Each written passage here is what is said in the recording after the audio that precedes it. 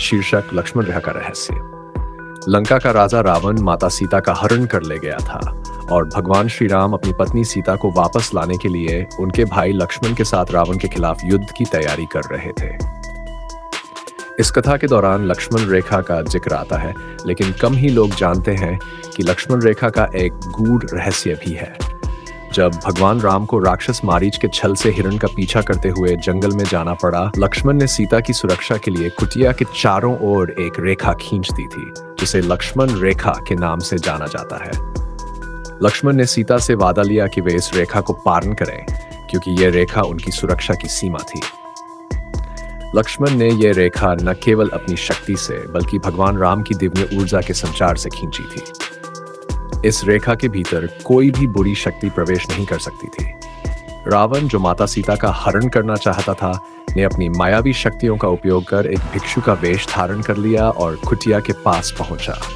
भिक्षु का वेश धारण करने के बाद भी वह लक्ष्मण रेखा को पार कर सका।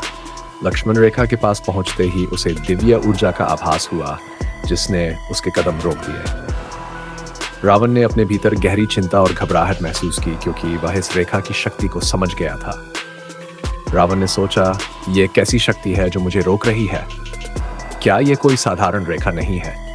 उसने अपनी समस्त राक्षसी शक्तियों का प्रयोग किया, लेकिन फिर भी वह उस रेखा को पार नहीं कर सका। इसके बाद उसने अपनी माया का सहारा लिया और अत्यंत विनम्रता से भिक्षु का रूप धारण करते हुए सीता से भिक्षा मांगने लगा।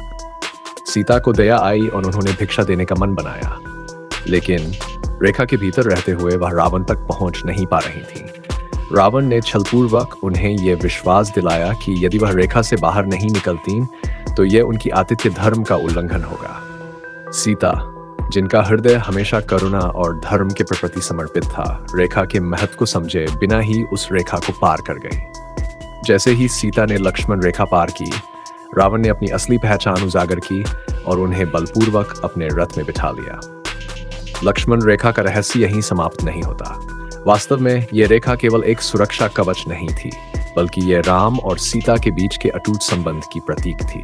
इसे पार करने का अर्थ था राम से दूर होना, और यही कारण था कि जैसे ही सीता ने उस रेखा को पार किया, वे राम से भौतिक रूप से दूर हो गई।